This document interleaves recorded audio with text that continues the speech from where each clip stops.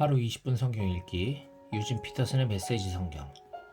오늘은 제 165일차로 마태복음 26장부터 시작합니다. 마태복음 26장. 예수께서 이 말씀을 마치시고 제자들에게 말씀하셨다. 이제 이틀 후면 유월절이다. 그때 인자가 배반당하고 넘겨져 십자가에 못 박힐 것이다. 그 순간에 대제사장과 종교 지도자들 무리가 가야바라 하는 대제사장의 집무실에 모여 예수를 몰래 잡아 죽이려는 음모를 꾸미고 있었다. 그들은 괜히 폭동이 나는 것은 싫다고 말하며 유월절 기간에는 그 일을 하지 않기로 뜻을 모았다. 예수께서 나병 환자 시몬의 손님으로 베다니에 계실 때 어떤 여자가 다가와서 저녁을 드시는 그분께 아주 값비싼 향유 한 병을 부었다. 제자들이 그것을 보고 발끈했다. 저렇게 한심한 일을 하다니. 이것을 큰 돈을 받고 팔아서 그 돈을 가난한 사람들에게 줄 수도 있었을 텐데. 예수께서 사태를 알아차리고 끼어드셨다. 너희는 어째서 이 여자를 괴롭게 하느냐? 이 여자는 지금 나한테 말할 수 없이 소중한 일을 한 것이다. 가난한 사람들은 평생 동안 너희와 함께 있겠지만 나는 그렇지 않다. 이 여자가 내 몸에 향유를 부은 것은 내게 기름을 부어 내 장례를 준비한 것이다. 내가 분명히 말한다. 온 세상의 메시지가 전파되는 곳마다 지금 이 여자가 한 일도 기억되고 길어질 것이다. 그때 12제자 가운데 하나인 가룟 유다라는 자가 대제사장 무리에게 가서 말했다. 그를 당신들에게 넘겨주면 얼마를 주겠소? 그들은 은화 30개 합의했다. 그때부터 유다는 예수를 넘겨줄 적당한 기회를 노렸다. 무교절 첫날 제자들이 예수께 가서 말했다. 우리가 어디서 유월절 식사를 준비하기 원하십니까? 예수께서 말씀하셨다. 시내로 들어가 한 남자한테 가서 선생님께서 내 때가 다 되었으니 나와 내 제자들이 네 집에서 유월절 식사를 지키고자 한다고 말하여라. 제자들은 정확히 예수께서 지시하신 대로 유월절 식사를 준비했다. 해가 진 후에 예수와 12제자가 식탁에 둘러앉았다. 식사 중에 예수께서 말씀하셨다. 괴롭지만 너희에게 중요한 말을 해야겠다.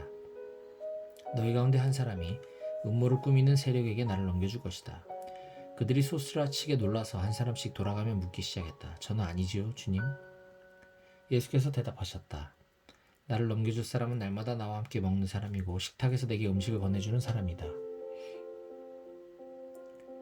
인자가 배반당하는 것이 성경에 기록되어 있으니 이것이 전혀 뜻밖의 일은 아니다. 그러나 인자를 배반하여 넘겨줄 그 사람은 이 일을 하느니 차라리 태어나지 않았으면 좋았을 것이다. 그때 이미 배반자로 돌아선 유다가 말했다. 랍비님, 저는 아니겠지요? 예수께서 말씀하셨다. 유다야, 나를 속일 생각은 마라. 식사 중에 예수께서 빵을 들어 축복하시고 떼어서 제자들에게 주셨다. 받아서 먹어라. 이것은 내 몸이다. 또 잔을 들어 하나님께 감사하신 후에 그들에게 주셨다. 너희 모두 이것을 마셔라. 이것은 내 피다. 죄를 용서하려고 많은 사람들을 위해 붓는 하나님의 새 언약이다. 내 아버지의 나라에서 너희와 함께 마실 새날까지 내가 이 잔으로 다시는 포도주를 마시지 않을 것이다. 그들은 찬송을 부르고 곧장 올리브산으로 갔다. 그때 예수께서 제자들에게 말씀하셨다. 이 밤이 다하기 전에 내게 벌어지는 일 때문에 너희가 넘겨지고 말할 것이다. 성경은 이렇게 말한다. 내가 목자를 치리니 양들이 허둥지둥 흩어질 것이다. 그러나 내가 살아난 뒤에는 너희 목자인 내가 너희보다 먼저 앞장서 갈릴리로 갈 것이다. 베드로가 불쑥 끼어들었다. 주님 때문에 다른 사람들이 다 넘어진다 해도 저는 그러지 않겠습니다. 예수께서 말씀하셨다. 너무 자신하지 마라. 바로 오늘 밤 식탁이 새벽을 알리기 전에 네가 나를 3번 부인할 것이다. 베드로가 우겼다. 주님과 함께 죽는 한이 있어도 절대로 주님을 부인하지 않겠습니다. 다른 제자들도 모두 똑같이 말했다. 그리고 나서 예수께서 그들과 함께 겟세마네라는 동산으로 가서 제자들에게 말씀하셨다. 내가 저기 가서 기도하는 동안에 너희는 여기 있어라.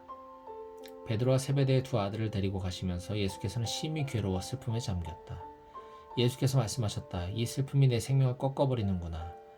여기서 나와 함께 깨어 있어라. 예수께서 조금 더 나아가 얼굴을 땅에 대고 기도하셨다. 내 아버지, 다른 길이 있거든 나를 여기서 벗어나게 해주십시오. 그러나 내가 원하는 대로 하지 마시고 아버지께서 원하시는 대로 행하십시오. 아버지께서 원하시는 것이 무엇입니까? 예수께서 돌아와 보니 제자들이 곤히 잠들어 있었다. 예수께서 베드로에게 말씀하셨다. 단 1시간도 나와 함께 견딜 수 없더냐? 깨어 있어라. 위험에 처한 줄도 모른 채 유혹에 빠지는 일이 없도록 기도하여라. 너는 하나님 안에서 무엇이든 열심히 할 각오가 되어 있다만 한편으로는 난로가에 잠든 늙은 개처럼 나른하구나. 예수께서 2번째로 그들을 떠나서 다시 기도하셨다. 내 아버지, 이 잔을 마지막 한 방울까지 마시는 것 외에 다른 길이 없다면 나는 각오가 되어 있습니다. 아버지, 방법대로 하십시오. 예수께서 돌아와 보니 이번에도 제자들이 곤히 잠들어 있었다. 도저히 눈이 떠지지 않았던 것이다. 예수께서 이번에는 그들을 자도록 두시고 세 번째로 가서 기도하시되 똑같은 말씀으로 마지막으로 한 번 더 기도하셨다. 예수께서 돌아와 말씀하셨다. 밤새도록 잘했느냐? 내 때가 되었다. 인자가 죄인들의 손에 넘어간다. 일어나거라. 가자. 나를 배반할 자가 왔다. 예수의 입에서 그 말이 채 떨어지기가 무섭게 12제자 가운데 하나인 유다가 나타났다. 그 곁에는 대제사장과 종교 지도자들이 보낸 무리가 칼과 몽둥이를 들고 함께 있었다. 배반자는 그들과 암호를 짜두었다. 내가 입맞추는 사람이 바로 그자니 그를 잡으시오. 그는 곧장 예수께 가서 라삐님 안녕하십니까? 하고 인사하며 그분께 입을 맞추었다. 예수께서 말씀하셨다. 친구야, 이 무슨 짓이냐? 그러자 무리가 달려들어 그분을 붙잡아 거칠게 다루었다. 예수와 함께 있던 사람들 가운데 하나가 칼을 뽑아 휘둘러서 대제사장의 종의 귀를 잘라버렸다. 예수께서 말씀하셨다. 그 칼을 도로 꽂아라.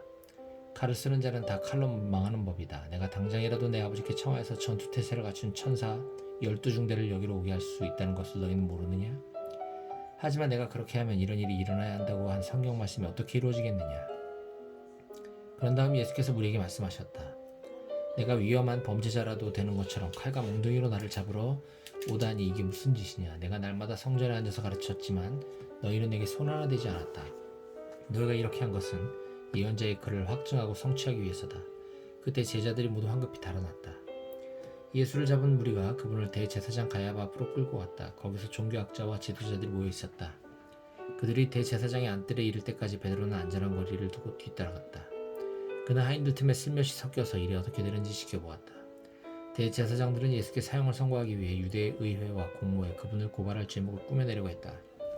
그러나 많은 사람들이 나서서 줄줄이 거짓 증언을 내놓는데도 믿을 만한 것이 하나도 없었다. 마침내 두 사람이 나서 이렇게 고발했다. 그는 내가 하나님의 성전을 헐고 사흘 만에 다시 지을 수 있다고 했습니다. 대제사장이 일어서서 말했다. 이 증언에 대해 너는 뭐라고 말하겠느냐? 예수께서 침묵하셨다. 그러자 대제사장이 말했다. 내가 살아계신 하나님의 권세로 너에게 명한다. 내가 하나님의 아들 메시아인지 말하여라. 예수께서 짧게 말씀하셨다. 내가 그렇게 말했다. 그러나 그것이 전부가 아니다. 조만간 내 눈으로 직접 보게 될 것이다. 전능하신 분의 오른편에 앉은 인자가 하늘 구름을 타고 올 것이다. 그 말에 대제사장이 흥분해서 자기 옷을 찢으며 소리쳤다. 이자가 하나님을 모독했소. 그를 고발할 증인이 무슨 필요가 있겠소. 그가 하나님을 모독하는 것을 여러분이 다 들었소. 여러분은 이 신성모독을 그냥 두고 볼 셈이요? 그들이 일제히 말했다. 사형입니다. 그 정도라면 사형 선고가 마땅합니다. 그러자 사람들이 예수의 얼굴에 침을 뱉고 그분을 주먹으로 쳤다. 그들은 그분을 때리면서 조롱했다. 예언해봐라 메시아야. 이번엔 너를 친 사람이 누구냐? 그동안 베드로는 안뜰에 앉아 있었다. 한 여종이 그에게 다가와서 말했다. 당신도 갈릴리 사람 예수와 함께 있지 않았나요? 그곳에 있는 모든 사람 앞에서 베드로는 부인했다. 당신이 무슨 말을 하는지 모르겠소. 그가 문 쪽으로 가니 또 다른 사람이 옆에 있는 사람들에게 말했다. 이 사람도 나사렛 예수와 함께 있었소. 베드로는 다시 한번 부인하며 맹세까지 더했다. 맹세하지만 나는 그 사람을 본 적도 없소. 잠시 후에 몇몇 구경꾼들이 베드로에게 다가갔다. 너도 그들 가운데 하나가 틀림없다. 내 사투를 보면 안다. 그러자 베드로는 너무 두려워서 저주하며 말했다. 나는 그 사람을 모르고. 바로 그때 수탉이 울었다. 베드로는 수탉이 울기 전에 네가 나를 3번 부인할 것이다 라고 하신 예수의 말씀이 생각났다. 그는 밖으로 나가서 하염없이 흐느껴 울고 또 울었다. 마태복음 27장. 동틀 무렵 모든 대제사장과 종교 지도자들이 모여서 예수를 죽일 모의를 마무리 지었다. 그들은 예수를 결박해서 총독 빌라도에게 끌고 왔다. 예수를 배반한 유다는 그분에게 유죄 판결이 내려진 것을 알았다. 양심의 가책을 이길 수 없었던 그는 은하 30개를 대제사장들에게 돌려주며 말했다. 내가 죄를 지었어. 내가 죄 없는 사람을 배반했어. 그러나 그들이 말했다. 우리가 알 바 아니다. 그것은 너의 문제다. 유다는 은하를 성전 안에 던지고 떠났다. 그는 밖으로 나가서 목을 메어 죽었다. 대제사장들이 은하를 집어들었으나 그것을 어떻게 처리해야 할지 막막했다. 살인의 대가로 받은 이 돈을 성전에 헌금으로 바치는 것은 옳지 않소. 그들은 그 돈으로 투기장에 밭을 사서 노숙자의 묘지로 쓰기로 결정했다. 그래서 그 밭에 살인의 밭이라는 이름이 붙었고 지금까지도 그렇게 불리고 있다. 그리하여 예레미야의 말이 현실이 되었다. 그들이 은화 30개, 이스라엘 자손이 값을 매긴 이의 몸값을 받아서 그것으로 투기장에 밭을 샀다. 그들은 자신들도 모르게 하나님의 지시에 정확히 따랐던 것이다. 예수께서 총독 앞에 서자 총독이 물었다. 내가 유대인의 왕이냐? 예수께서 말씀하셨다. 내가 그렇게 말하면 그렇다. 그러나 대제사장과 종교 지도자들이 맹렬하게 고발을 퍼부을 때 예수께서는 아무 말씀도 없으셨다. 빌라도가 예수께 물었다. 저 긴 고발 목록이 들리느냐?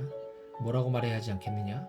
예수께서는 침묵을 지킬 뿐 그 입으로 한마디 말도 하지 않으셨다. 그것은 총독에게 아주 깊은 인상을 남겼다.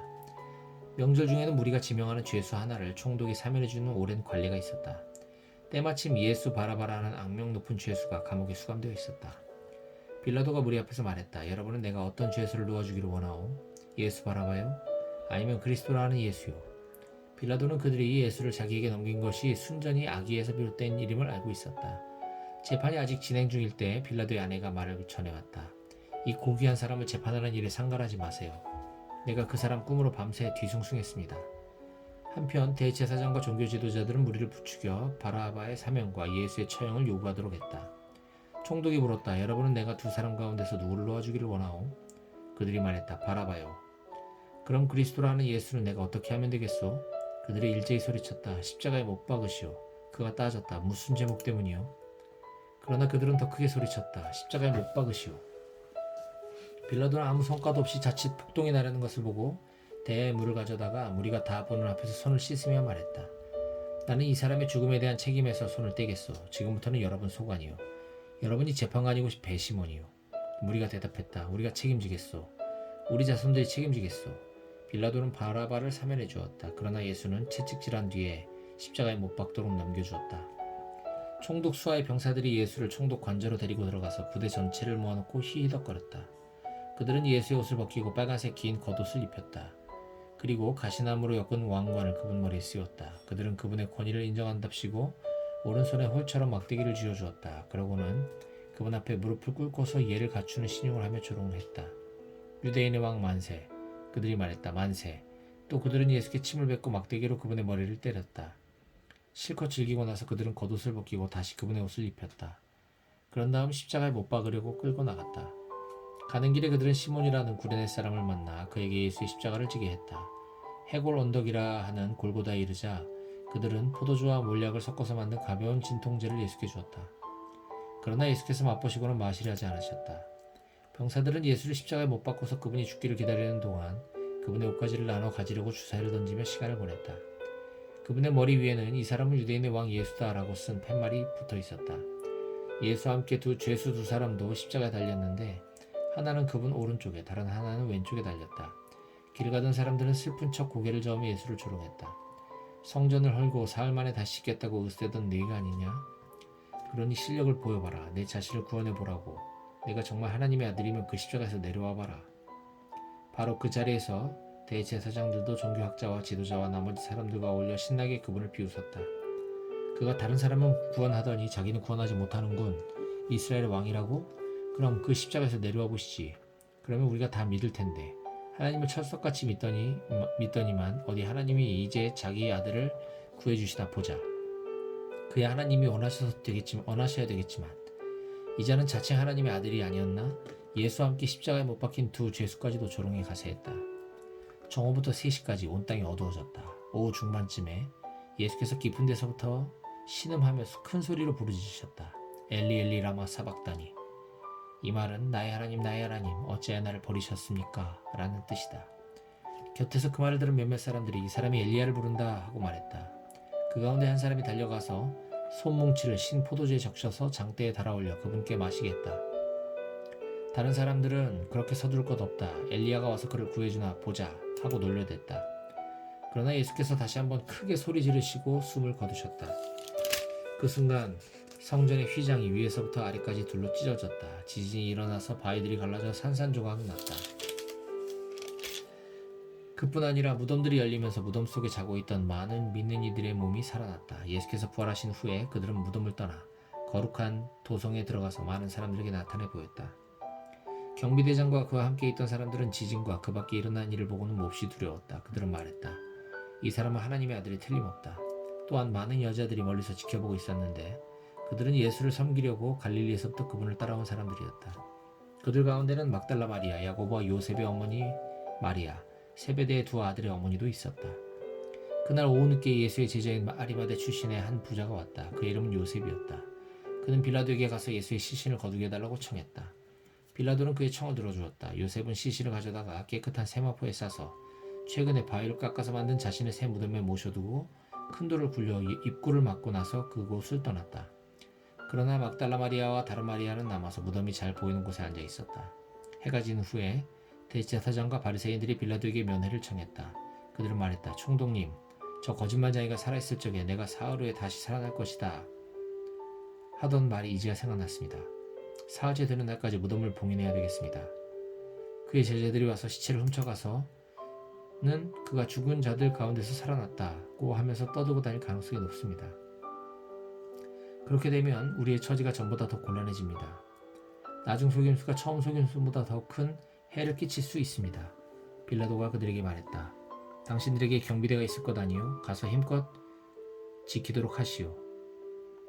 그들은 나가서 돌을 봉인하고 경비병을 세운 무덤을 단단히 지켰다.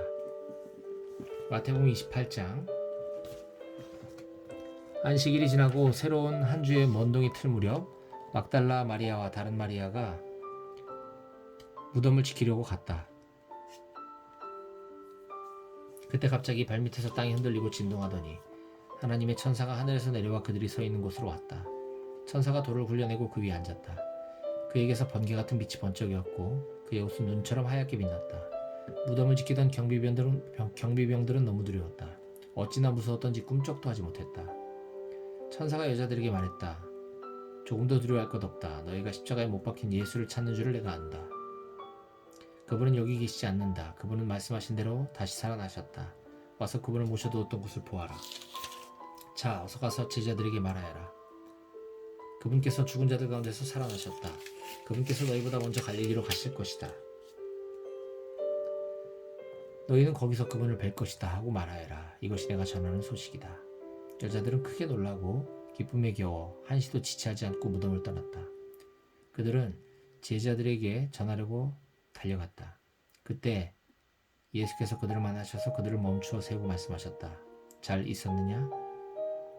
여자들은 무릎을 꿇고 그분의 발을 붙잡고 경배했다. 예수께서 말씀하셨다. 너희가 있는 힘을 다해 나를 붙잡고 있구나. 그렇게 무서워하지 마라. 가서 내 형제들에게 갈릴리로 가라고 해야라. 거기서 내가 그들을 만나겠다고 전하여라. 한편 경비병들이 뿔뿔이 흩어졌으나 그 가운데 몇 사람이 도성으로 들어가서 일어난 일을 대제사장들에게 전했다. 그들은 종교 지도자 회의를 소집해 대책을 마련했다.